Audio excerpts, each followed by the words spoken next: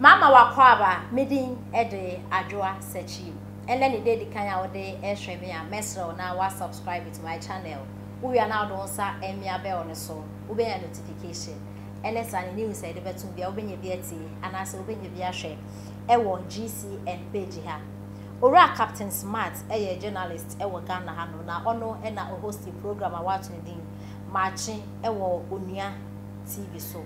Na Captain Smart e tre say NDC for no more tobe omo kasenda say na china say no more common to because 11 na omo approve e parliament house no omo ina omo ya we papa no omo so supporting but kame akoye say Ghana for supporting na omo opposition no person omo ba power enti no omo try omo best omo possible best say be ya 11 no more approve say le be ya Ghana for ebenya areshem ewo NDC for no more ato aba mo 2024 nti e no mo ahyeda ye say 11 kwa na ye mpene so no but omo boa omo pene so because NPP for no omo aso omo afumuma omo ne omo aka ho asem dadaada just say the omo ye no mo anye awie nti the omo ye wo parliament house ho no eye camouflage bi e no omo eye enya dia omo beka say 11 no omo empene so anaso omo nim ho hwe ansa na approval no ekoso omo nim ho ebibi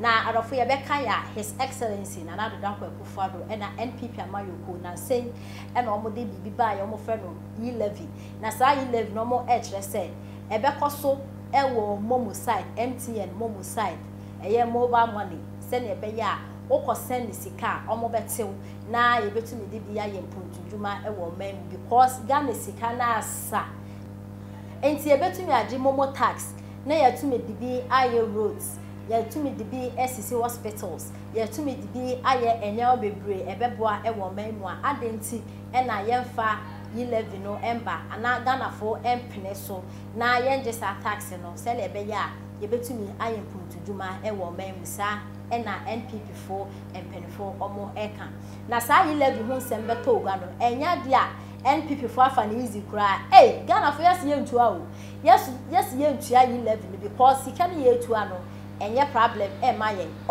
na se Bible kra e kasa e fa tax ho enti se woti o memu na untua tax a on your mind bapa nti tax ndu utua ye because abrochiri for ade bi omo so cameras omo so abrochiri ye fenade ade no tax e na omo de chechire oman no but tax na abro Ghana for mo abrochiri omo tua no munya so mfa so ba Ghana hasa omo tax ya ebe ye ba betua na still yan kwan enye ye benya accident wa kwan no so still ye be ko hospital or painful be kwa da fame still obi a wenya cancer ba kwa da fame ne yare no be increase enya de a mobile money na ye ba betua ho tax no penifun de be bibi nti Ghana for sinya de betua ne nde etua no chena na dim saa e na na nua omo approve e wo parliament house a chese aye ni de ama NPP ma yoku omo chese omo benye sika na omo de abo oman no ho ebra na saa ensem we e bai no approval no ekoso no minority for e work out from parliament house NDC for MPs no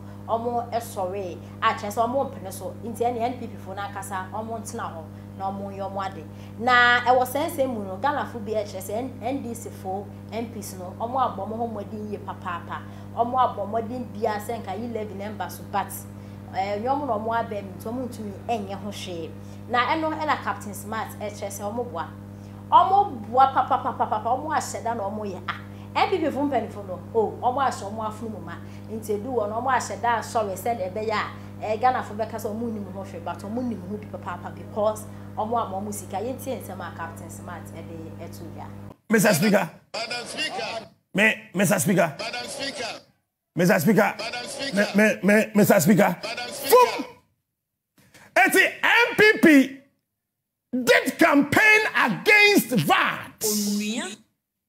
And everybody was looking up to that. Said, da yen beba power no. Ye be travat, patro VAT ye tem.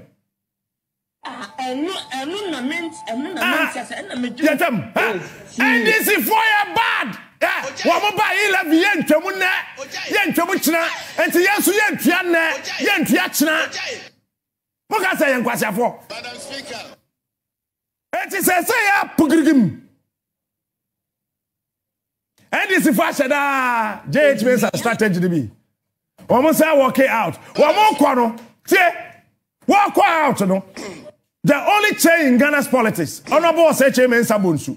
I love that man. He knows it. I say, Mr. Speaker, they are in the house. Put the question. Na bag me so ILM. Madam Speaker. We are there bag me on NDC ni. To what him? Ha! Ya lobby wo mu nyina. Me hwe na nkrofo so ya sorte wo mu ya lobby. Wo kwakase ya sorte wo mu a. Wo a wo twatwa sa nsam no wo Facebook wo mu no be kokot. Madam Speaker. Sabe chebe bi kura ya sorte wo mu. Ya lobby wo mu nyina including the speaker.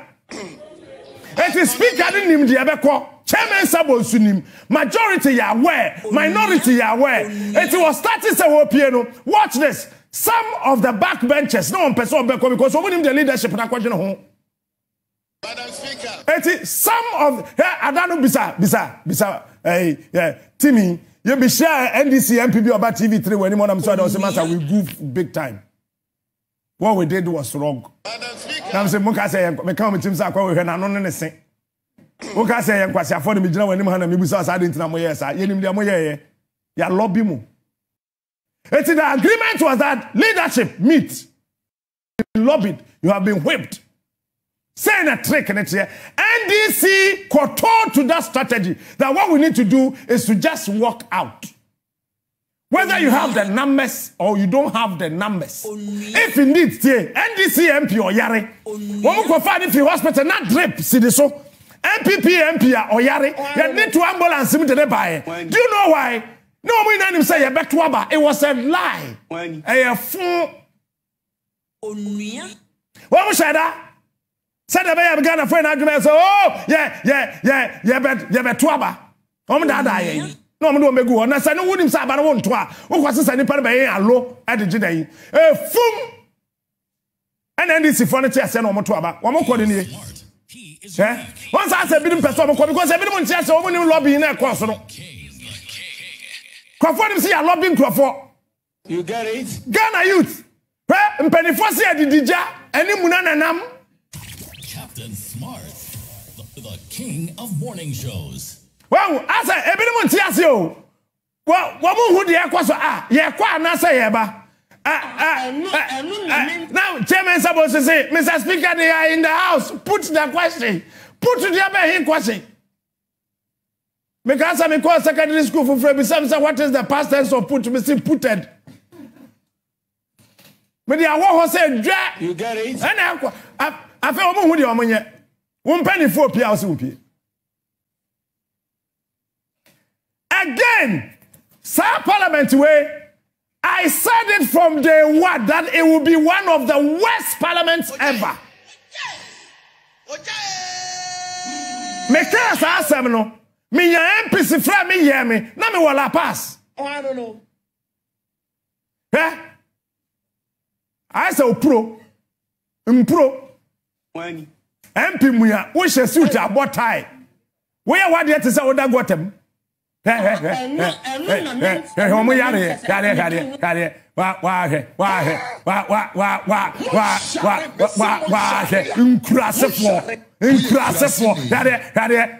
Akwa wo hwe ne tikura tum so wajimi.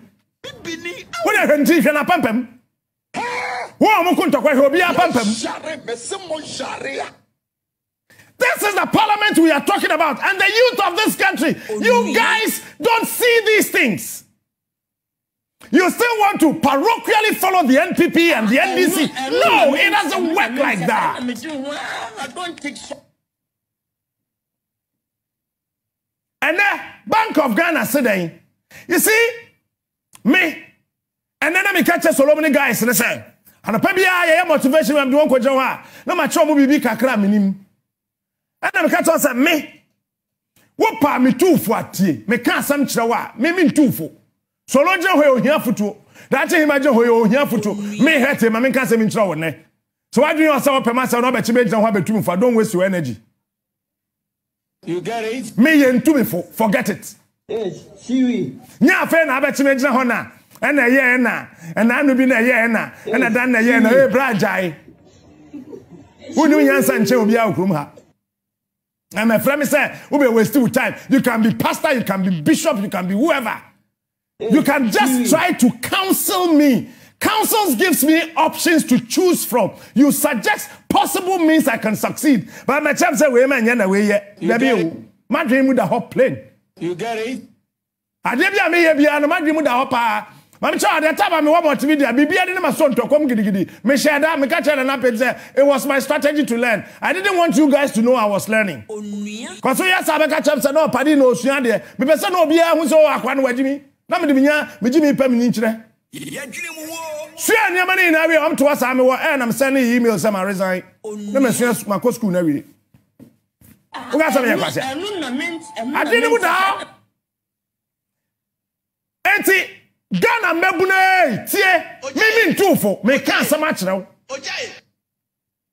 na dwene ho san kwakurafo we mu good parliament wono they have nothing to offer us ye betu to MPs no get ready say Bank of Ghana say if in November 2021 ebesi enra no story nenam I haven't read from the Business and Financial Times,